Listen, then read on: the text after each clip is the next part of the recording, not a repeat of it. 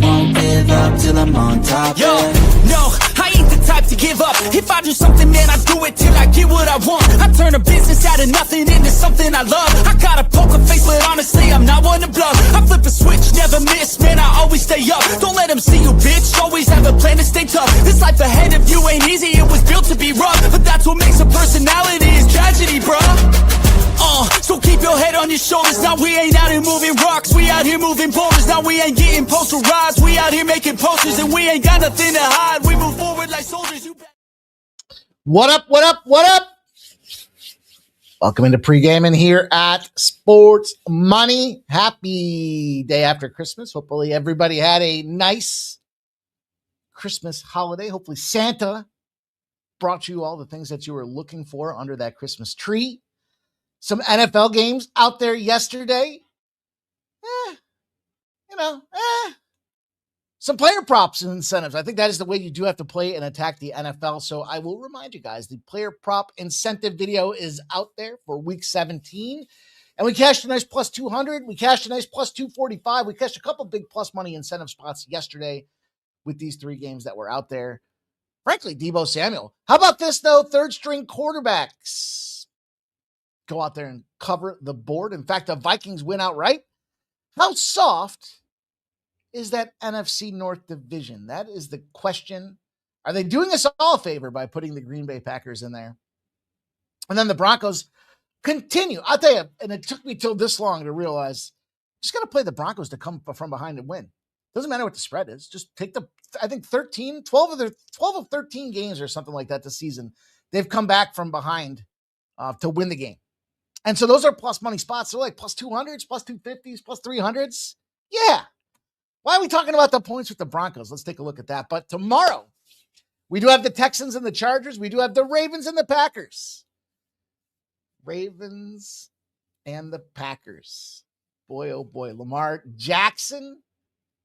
Is he going to Jackson? I don't know if he's going to Jackson, but sounds like he might be going to Miami with this Tua process going on out there. It sounds like he wants to go to Miami. Send him on down there. But Texans and Chargers, I think I'm going to put a video together tonight because I found a couple of nice little angles for this game. And I want to get them out to you guys so that you can capitalize on this afternoon NFL action out there.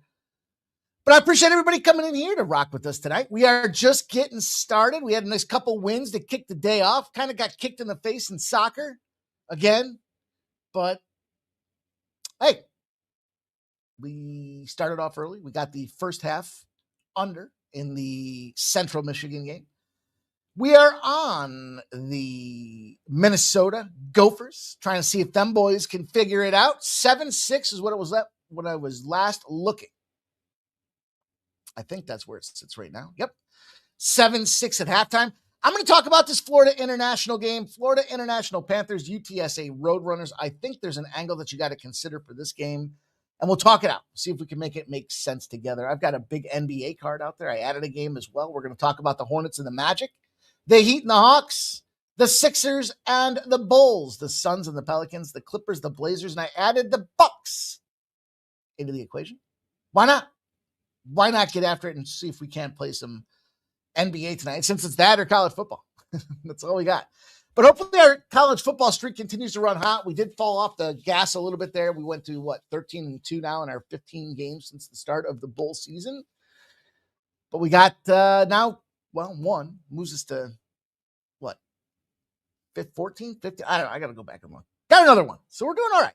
We're finding our way through this college bowl season. Hopefully you guys are enjoying these bowl games. Not some bad ones out there. Score's huge on this FIU game.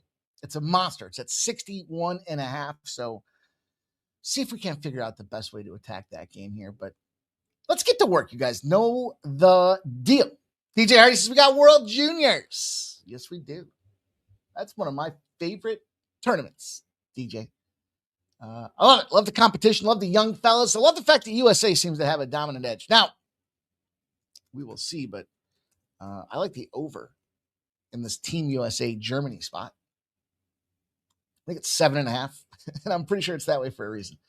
So do with that information what you will. If you can get out there and bet on it, you might have to use some offshore books. You may have to use some of the non-traditionals because in certain states you can't bet on World Junior Hockey. New York's one of them. So that game starts. I think that game starts in like 5 minutes if it hasn't already started. So get ready. If you're going to go check it out, consider it. I like that. I like to see some scoring in that game out there.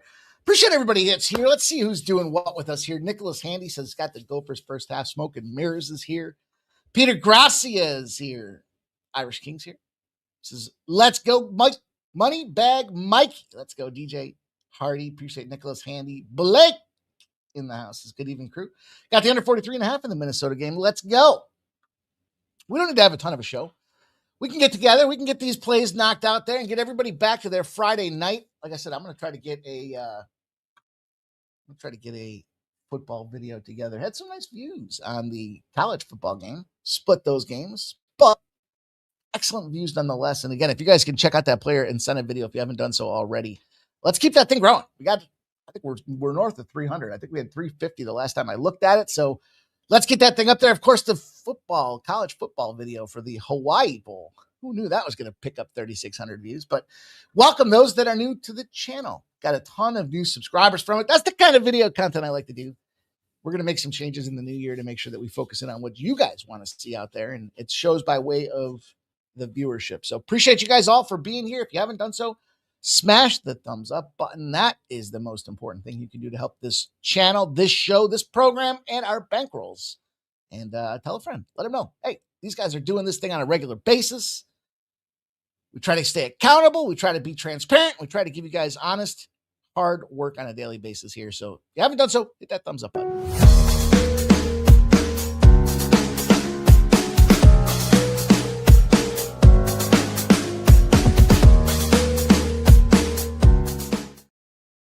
Also, a reminder to get those notifications turned on because I have been sharing plays out there for the masses, the silver and gold clubs. I put a all members package out there today as well. All medal levels, bronze, silver, and gold. So have your notifications on when the action drops. You don't want to miss that content, those plays, that action, especially when it's slim pickings like tonight's card. And I do have an Instagram play of the day out there. The Pimp Slap play of the day, if you will. Has won 3 in a row. 3 spots in a row. Going for number 4 tonight in the NBA, in the association. T-Smooth says, hope you had a wonderful Christmas, bro. I did. I enjoyed my Christmas, man. Thank you. We had a nice Christmas Eve dinner. It was fun. Man, we went to a Brazilian steakhouse. Woo! Get your meat sweats on there. Holy cow. It was a lot. It was excellent. And it's funny. I was at the store today. I was looking to, just do a little grocery snag in there. And I was looking at the meat section and I was like, nah, I know, still too early to look at this. And then a nice little turkey last night. Gifts. And now today, 6 inches of snow fell that quickly. So it was pretty nice yesterday. Now, man, it's cold. The snow is out there. The weather outside is frightful. But beating up the bookies will be so delightful. So let's go. Let's talk about this. Let's get into the action. We don't have a ton of sports today, which kind of makes it nice. Now, tomorrow we're back in the game. It's bowl season galore. It's 2 NFL games. It's the NBA. It's the NHL back from their Christmas break. It's everything. It's college hoops again. So we just got to be patient. We got to pick our shots. We got to fire, but I think we do have shots to fire on. So let's get right to it. We'll start with the NBA since there is no NHL. Typically, we do start with the hockey side of things. It's my favorite sport. I like to get that covered. Do that quite well in the NHL. But today we'll make the exception since, well, there isn't any. So let's get to it. Let's roll up the sleeves. Charlotte Hornets, Orlando Magic, going to be the first game to pop off on the card. And to what trend do we have for this game? This opportunity right now, you've got 53% of the bets and 54% of the cash on the Orlando Magic. The line has come down. It's come down to 5.5. 231.5 have come down to 228. So you've got 78% of the bets and 78% of the cash on the Hornets. So you got reverse line movement on both sides. Probably the bigger, the sharper look to me is the money that's coming in against the total, moving that number down. But in any event, the typical some of these guys had those Christmas Day games, and now they're all coming back from rest. Orlando Magic had 4 straight road games going into the holidays, so back home for that home cooking, and the Hornets have just kind of been that inconsistent back and forth on the road, at home, and frankly, yes, they came off a win, but it was the Wizards. They play anybody of substance, they get stopped. So are the Orlando Magic that team of substance? At 2-3 their last 5? I suspect not. But some teams just kick the shit out of the other teams. Right now, 11-2 are those Orlando Magic against the Hornets specifically. And on top of that, the Magic come in 11-0 when they're against the spread, against a conference team. The total's over 228.5. Off that road game, as we talked about, coming back home, getting that equal rest between these two teams, having not played the other day. This is that situation. So you got 11 straight covers. You got a team that they're dominating, 11-2, 4 straight wins out there. We're going to lay the 5.5. We're going to take this at a discount because the public has moved this line for us. The books have dropped this line for us. And so now we're getting that 2 points. I think is just increased value on there. I expect the Orlando Magic to run these boys anyhow. So we'll take the minus 5.5. Orlando Magic. Do you believe in magic? I do. I do today. What say you guys about that? What up, Irish King?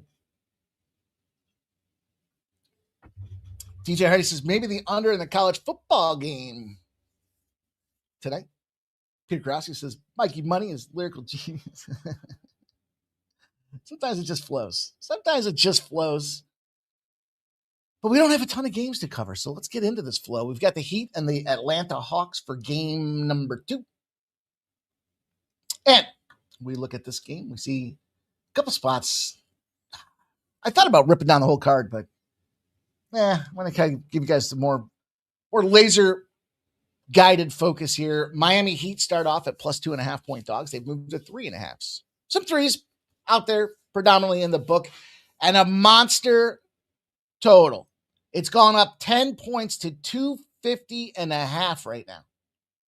57% of the bets, 54% of the cash are on the over. It moved 10 points. That is disgusting. It's ridiculous. It's on the fringe of asking, when is it too many? But one of the biggest trends on the card tonight across this association has to do with this total and taking this over. We got the Heat coming off that game against Toronto. It was a 112-91 L. They took a thumping going in, but they had 3 games on the road. They had that tricky little tri-state area where they had Brooklyn, Boston, and the Knicks. Remember last year I told you guys, if you have that Knicks-Boston back-to-back situation, it's typically a zigzag. In this case, for the Heat, it wasn't. They got lumped 3. They're 1-4 in their last 5. That loss against Toronto was back-to-back losses on top of that. Is this Miami Heat team something to contend with? At first glance, I thought about it. I'm going to tell you, I thought, look, why not get involved with these guys? But then I saw it and I thought, I don't like Atlanta at home. We talked about this before. You look at this Atlanta Hawks side of things here. Getting better at, it's hard to say they're getting better. They're 4-10. They're 4-10 at home. They're 14-17 on the season. So, in other words, they're 10-7 on the road. They're just playing better away from the barn. I think the pendulum shifts back at some point with these guys here. And I can't get involved in the Heat business now because it's not just that they're covering in these or losing in these positions. They're getting busted up. They're 0-7 when they're in the dog roll, less than the 12 spot, and they had less than 26 assists the previous game. In other words, just kind of slow, tight basketball, and they can't recover from it. They're getting beat up by 15 points a game in those spots. Crazy number to see 15 points a game for a Miami Heat team that, 16-13-1 battling in the Eastern Conference, but the over with this monster number shouldn't be feared. They're 11-0 to the over, the Miami Heat, when they're playing a conference opponent that had between 14 and 19 points of margin and shot less than 54% the previous game. And they're going over by 11 points a clip. So that's where I opted to aim the hammer is on this. I got it even 250. I have 250, 250.5. I mean, look, fact is they're going over by 10 points, 11 points a game. Shouldn't matter what you get, but, shop, do your due diligence. I think right now, let me just look. There's some 249.5s out there, 250.5s. Doesn't matter. Eat 6 and 1.5, a dozen the other for me. I know it's a lot of points. I know it's scary, and I think that's why it actually makes most sense for us here tonight. As we fire up, Nugs 3137's in the house. What's up, Nugs? Irish King says Orlando first quarter -1.5. Easy bread. Robert McCormick says good evening, and there's Mr. Weskers. He's a very wise and powerful man. I don't know about that, but I appreciate you being here. I appreciate that. So let's keep her moving. Be a short show. Obviously, we're coming down to the action. Short show or not, I'm going to try to give you guys some good winning plays here. And then I'm going to try to give you guys some big looks for the NFL for that early game tomorrow as well. And if we can get the likes, maybe you'll see MMA Jeff and I go live for that thing. The Sixers and the Bulls pop. That's a huge slate tomorrow of sports. So this Christmas break, I'll be refreshing, is still digging in, rolling up the sleeves. Kind of a treat that there wasn't a ton tonight to get to because I started to get into that. That's why I'm so excited about that early NFL game tomorrow. Can't wait to share that with you guys. But the Sixers, my Philadelphia 76ers. This city, is it heating up? We got the Flyers. Too stupid to know they should be losing. And they're dominating. Holding the playoff position right now. We know what the Philadelphia Phillies are. They're dominant. We know the Eagles are the best team in football. Man, what about these Sixers? This line opened at -2.5. It's moved to 1.5. On the other side, as a matter of fact, it's kind of one of those ping pong spots where you're going to find a +1 or 1.5 on either side. So you can shop, do your due diligence. 66% of the bets, 63% of the cash moved in on the Bulls. Now, as of about an hour ago, it was sitting -1.5. It's moving back slowly. It's shifting back to that middle point out here where let's just call the game of pick'em. 234.5 have moved to 241.5 with 73% of the bets and 71% of the cash on the over. It's ticking. I get it. There's a couple things you can look at. We talked about this Sixer spot at home, small favorite roles, like typically not the spot we want to be playing on them, but they kind of righted the ship because they're finding themselves becoming a healthier squad again. And the Bulls, what a stroke of scheduling luck for these Bulls. They had back-to-back games in Cleveland. They had back-to-back games, against Cleveland, and then back-to-back games against Atlanta. So they kind of just been lying in the weeds, dogs in all four of them, won all four of them outright because, again, this is a team that's getting healthy. You see that Paul George, you see Embiid, you see Maxey. The Edgecombe. This squad for the Sixers, I think, is really starting to become one of them star-driven squads that's building themselves up to make a nice run for the Eastern Conference. But on the other side of things, look, we got Voos back, man. That was our guy last year. He was in our stable. Remember? We had our stable of hoes for the NBA, and he was one of them that would just go out there and mop up the rebounds and the boards. He's doing it again. He's getting more minutes. He's looking young and fresh again. And then you add on top of that, Josh Giddey. Kobe White's the three-point machine that won't stop. They got this guy, Bazilis. I don't even know if I'm saying it right, but should mix it up. Should give some hard looks for this front court. And we've got intersecting zeros that come into this one here. 0-10 are the Sixers on the spread with rest against teams that shoot better than 45% from the three. And you got to wonder if they go smaller because of the aging lineup, does that further compound the situation? They're 0-10 straight up. They're losing by 9 points a game in those positions out there. There's a double digit. You guys know I try to find those opportunities that 1 point won't sway us one way or the other.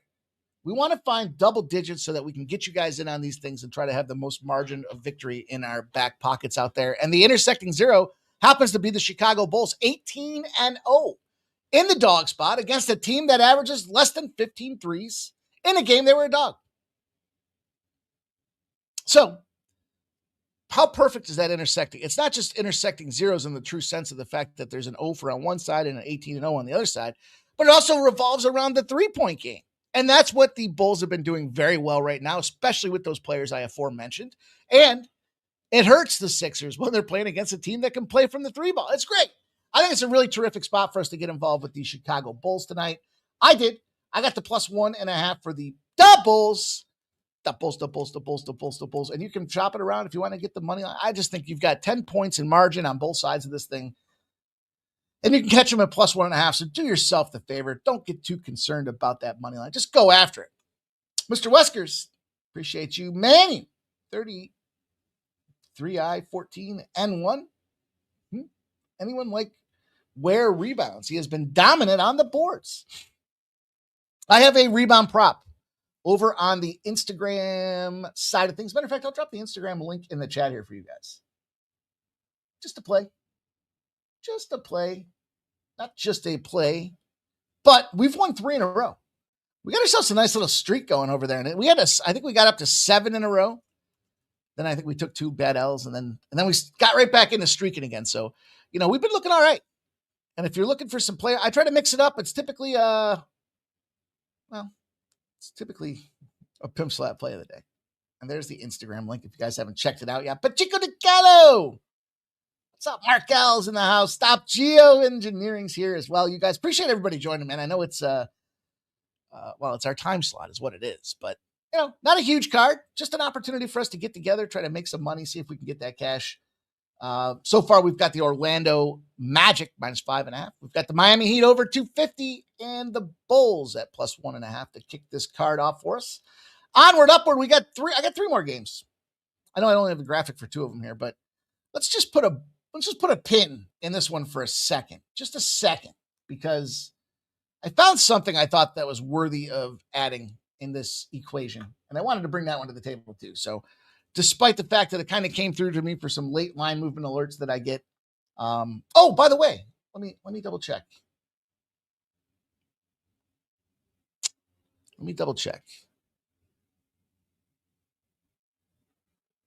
No. Totals wise, the Sharp Respected Betting Report came in on the total for the over in that 76ers game. Again, it's another big number, but it's probably a big number for a reason out there. And that particular Sharp has himself a profitable season rolling. So try to bring you guys some of that information as well. I dug into where is it? Milwaukee Bucks, the Memphis Grizzlies, in this spot, in this game, and this time frame as well. 8 p.m. start. The Bucks open at 7.5. They moved down to 5s, and we've now seen just this last 45 minutes, we've seen it kind of kick down to 4.5s. So that's kind of important that we see this number continues to move. And we've got reverse line movement again, 56% of the bets and 57% of the cash. I'll tell you what, I get concerned a little bit about some of these, because when you see all this money coming in, you got to think about the squares. The public are generally sitting at home. Maybe they don't have anything going on tonight. And they said, I want to throw some bets around on some games that I'm going to watch. So I don't know how much it bothers me that it's first line. I don't know. I guess I got to think of some thought. I guess we'll know after tonight. That's what we'll know. But this total is the spot that I wanted to harpoon on here. 88% of the bets and 88% of the cash have hit the over in this game. It's come down. It just recently came down. It finally got unfucked. With all that money coming in on the over, it's come down a point. It was sitting at 227.5 all day since the open. And I think that's where we want to be. I think we want to be on this under 227.5.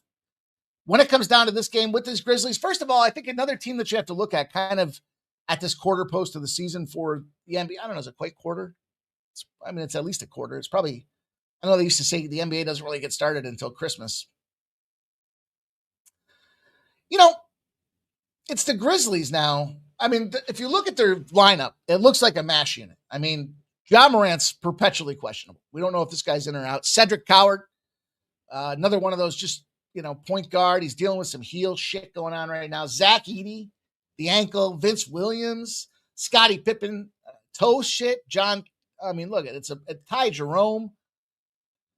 They're banged up, man. There's no doubt about it. And I think 2 things. One, I think the Bucks play better without Giannis right now, because I think this spoiled brat syndrome comes into play, right? Like you don't want to be there. Everybody knows you don't want to be there. And then you show up and it's like, well, we're supposed to kiss the ring because you blessed us with your fucking presence. Beat it, dude. Hit the bricks. Beat it, fella. And I think that's the same thing with Ja Morant. So I'll neutralize both those stars being out. And I do like the Grizzlies better without Ja Morant. I think I don't even want to speak disparagingly because I don't know what that dude's all about, but I see what he keeps getting suspended for, and I don't want any part of it. So, but then Gary Trent, he's going to be out of this game tonight with the calf injury. Taurean Prince is out again with this neck injury. I mean, get yourself a massage, dude, and get back in there. What the fuck? How are we going to attack these games if all these guys are out of this thing here? And to me, the way that made the most sense, taking a look at that under with all that star power knocked out of there. We're not seeing 240s and 250s, first of all. We're seeing the huge, big money coming in 88 and 88, and it didn't move. It actually went under. And then we intersect zeros. Love it when they intersect. It's the Bucks as a rested dog are 7-0 to the under, but it's not just that they're going under the total. They're going under by 11 points a game. They're averaging 216, right in our sweet spot. And then Memphis pulls themselves into a 15-0 position to the under. They've got less than 3 days rest. They allowed over 125 points the previous game. They're averaging 219.4 in those positions. And just now, it's funny how this works. 89% of the bets, 89% of the cash just hit this over now. Just now. It was 88, now it's 89. They added a 228.5 out there. And they got some 226.5s out there. So you get the better number here with 228.5, and you can pick that up right over at Bet Rivers is already one of the first ones to move on this thing out there. So Bet MGM, probably one of the worst at 226.5, but 227.5 is the number I got. And again, I thought from a numbers perspective at 219, it's not quite double digits under the total for us, but it's pretty darn close. And it was good enough for me to activate the Bucks buying on the under in this game here for some lower scoring Friday night. Let's see what you guys have to say. Let's see the deal. Stop Gio says, hope y'all had a solid holiday, my brother. Sure did, man. It was fun. It was a fun couple of days, but we get back to work, man. A thin schedule. I don't want to take my, it's like holding an electric fence. You know what I mean? I don't want to let it go. I want to hang on to that sucker. I like to rush. And then when I take my hands off for a couple of days, I feel like I got to dig back in. It just takes me a little bit of time to get back on that thing. So Markel says, I like the Pelly's money line. Irish Kings, Chicago money line, no sweat W. Stop Gio says, FanDuel NBA happy hour, 6 to 7:30 Eastern. 30% boosts. Nice. On straights and parlays. Nice, dude. Stop Gio says, hit up that Robert Kraft parlor. You're talking about getting that neck massage? Getting some neck or getting the neck massaged? Anyways, I digress. Big movement here on the Sun side of things. Only 46% of the bet. So lots of Pelicans love here. The Pelicanos. 46% of the bets, 46% of the cash. This line has moved 4 points in the Suns' direction from -1.5. Opened up as small favorites. Money coming in on the Pelicans, and they've become a wider favorite. The totals moved 8 points. Whew, some of these moves, man. And you got 63% of the bets and 65% of the cash. So I get that total move. That one's kind of warranted. And then on the money line, you got a ton of cash coming in on the Suns. 81% of the bets, 84. I don't usually talk about it when we're sitting at that 4.5 and 5.5 spots, but a road favorite. I want to see what kind of actions correlating on parlays and teaser tickets and things like that. That's where I kind of think you get a better picture with some of that money line. And if the Pelicans are going to play anywhere, they might as well be playing at Smoothie King Center. They are 12-5-1 coming into this game out there. Suns, though, battling. Suns are battling across the squad this year. Pelicans just came off of the Christmas Eve loss against the Cleveland Cavaliers. That was in Cleveland. They had a 3-game home schedule before that. They've been firing. 4-1 of their last 5. Suns, well, son, how do you make of this? Their last 4 games, they've played either the Lakers or the Golden State Warriors. And they won one and they lost one against each of those teams. So, I mean, the immediate bounce back and revenge creates a hard spot for a measuring stick for me. I can't really get any taste one way or the other of how these teams are doing, other than I can tell you, they're covering. There's 3 straight covers. So they're finding a way to stay within the expectations of Vegas. Man, he says, now you got it. He says, triple entendre. I thought you guys would pick up on that. So surprisingly,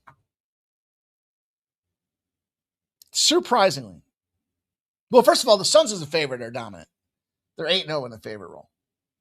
So you gotta respect the fact that when you mark them as a favorite, they find a way to cover the number. But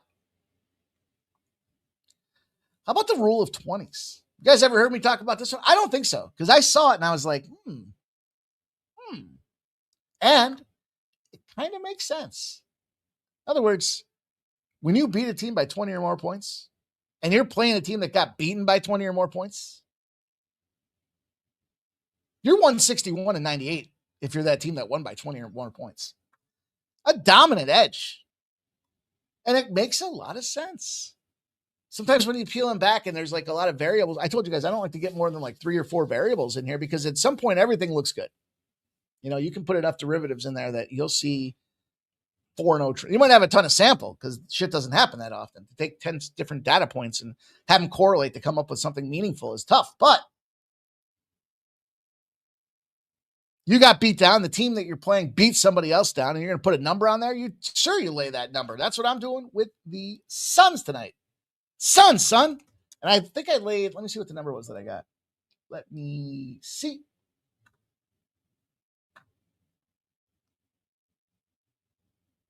Yeah, -5.5. -5.5 at a -105 was the number for me. And that's the number that I shared with you guys. Don't be scared of the 5.5 on the road, but respect. I mean, this is a tough one. But Chico Tequila says, you're an animal. I'm like, what did I do? What did I do? I'll give you a neck massage. I know that. All right. Last game for you guys in the association. Plus a player prop. Uh-oh. What happened?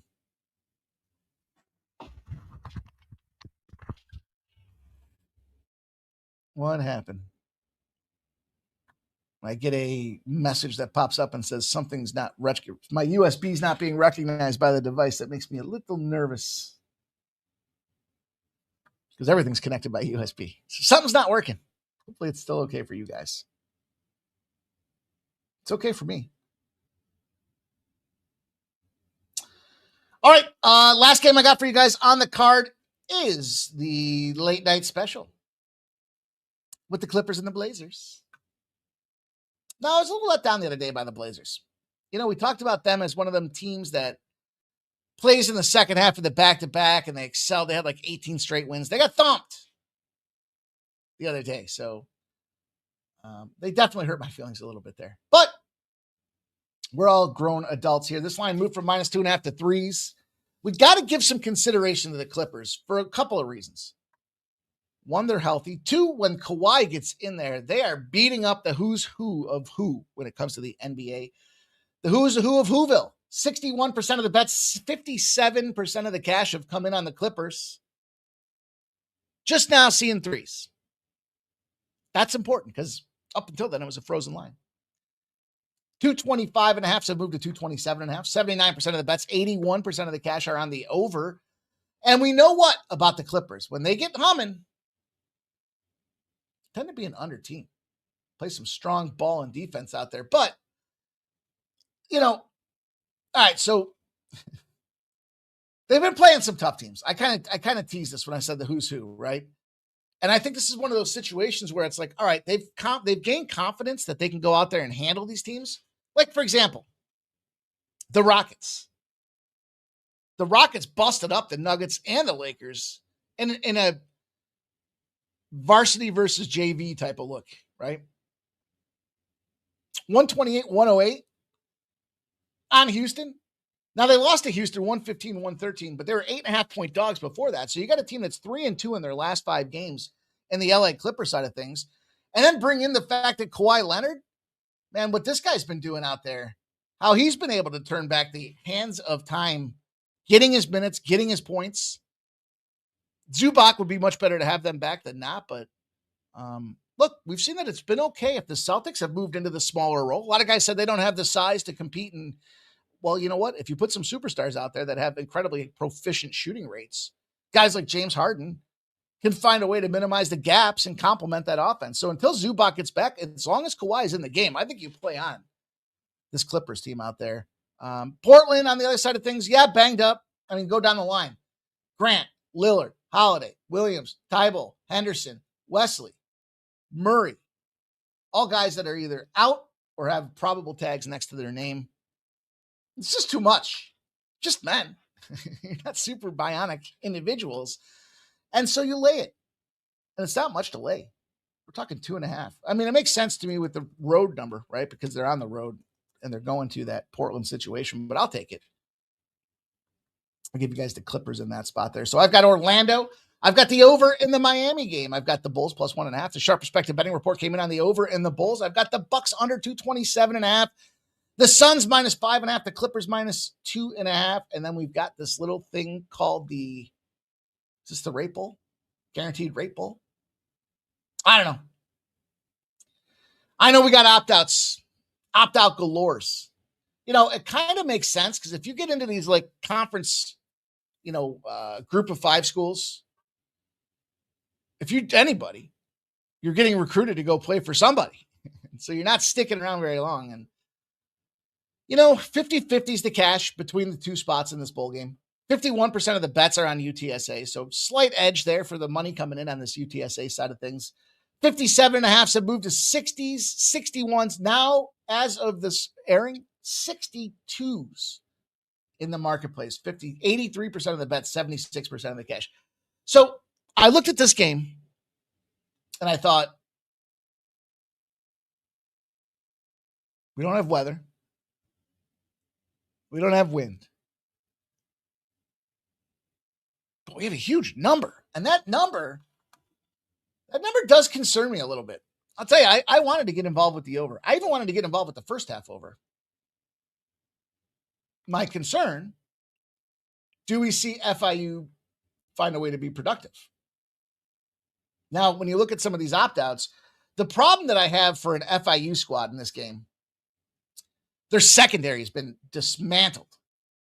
And again, it goes back to it. If you're anybody that's any good, you're going to be a backup in an SEC school, not playing in your senior year in FIU, right?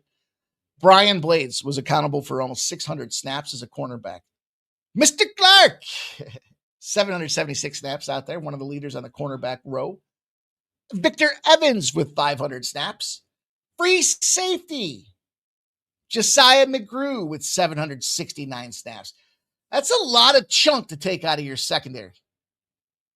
For a team that leads, or doesn't lead, but is one of the stronger teams in the nation at big plays and explosive playmaking, when you look at this UTSA side of the ball, they're willing to throw that ball down the field. Now you got another situation. You got an FIU team that's typically looking at third and longer distance. To me, if you're third and longer distance, you close that gap to some 4th and 2s, you're probably going for it in a few of those spots. And if you're going for it, doesn't that leave that short field for the UTSA side of things? Now, they've also got some offensive line issues. Daniel Mikel, 454 snaps, right tackle out. Antonio Tripp is on the depth chart, is uncertain if he'll play or not. Look, there's 2 things you don't want to have. Your defense that's going to get busted up through the air, have everybody sit out, and your offensive line hampered. That puts pressure on your quarterback. And these quarterbacks in FIU aren't really the spot you want to be involved with. Now, strong safety out. Cornerback out. This team is injuries tough, by the way. Quarterbacks with pressure. Quarterback Keon Jenkins, groin issues. Pasansky, foot issues. So, UTSA is not all sunshine and roses. Their nose tackle, cornerbacks, all in the transfer portal. But here's the thing. They're in the transfer portal, but they're all starting the games. In other words, they let people know that they're out there on notice. We're leaving. You can have us. Let me go show you what we're capable of doing. And I think this is the game that they do that for. So I like this UTSA side of things. I like them full game, but I'd lean more to the first half. Because with all these guys in the transfer, the reason that I went to the first half, it's -3.5, is because I thought to myself, in this case, if they do have all these guys that hit the transfer portal, then what they're going to want to do is bring in some of them younger guys to keep them around, to keep them motivated, to get them some time. And so 7 points, well, they probably do get it done. A little too many for me to want to lay over the course of the full game. And again, with this, what's going on, I just think both these teams are going to be beaten up here. I think this is a spot where I'd get the over, but 62 points means you got to be damn near scoring on every drive. I think UTSA's team total over is a really sharp look that I may consider as well. So this game doesn't start till 8 o'clock. I'll be looking at this a little bit more. But the thought there being, if you can exploit this team with all their injuries. Now, again, UTSA's got their own, though. They've got their own transfer portal issues going on out there. Just to me, it seems like when you look at two teams and how they match up, you've got a situation for the FIU side of things where they're giving up 46.1% of available yards. Their average field position that they're giving up starts at the 30. And if they're going for it on fourth downs, that's short field on top of it. It's a tricky spot. UTSA, top 32 expected production in the rushing game out there. And FIU's defense stinks in that front. So I think this will be a little bit of a boys versus men situation. I think that they will beat them up over the long haul. I think we got the transfer portal. I think we got a lot of issues. I just want the first half. Give me the -3.5. Get me in, get me out. Let me evaluate the live bet. I wish it wasn't with the hook on there, but they probably will go out there and impose their will, be dominant from start to finish in this game. And, do I expect to, with the number of 7, I'm taking half the number. And I know we always talk about you're only getting half the number. Here's the thing, though. If you're going to put those backups in and those second stringers in with less experience, if they're going to close the gap in that second half and become that backdoor cover, I'd rather just be in and out of this thing in that first half with all the best of the best. Take all the injury factors out of there and all the other components that go along with it and just get us in play. Get us in play. What do you say? Let's get this cash this evening, you guys. And I shout it out. We've got the options at Winnable available for you guys. You can certainly get all my best bets. I certainly load the card up. I put some overnight action out there. We cashed some overnight plays the other night.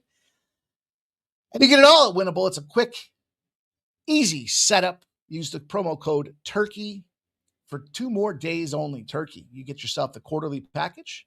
Comes out to 77 cents a day. In other words, you get 3 months of my best bets, my constant text notifications with plays that are out there. 77 cents a day, 90-day span. You can get it all really easy at Winnable. If you haven't checked it out, we're closing this month. We're going to be up over 50 units when this month posts here. Not to mention what we've been doing here on the show. So give Winnable a check if you want to get more action. You want to get serious about making that betting cash. You want to help support me and do what we do here. You can do it all at Winnable.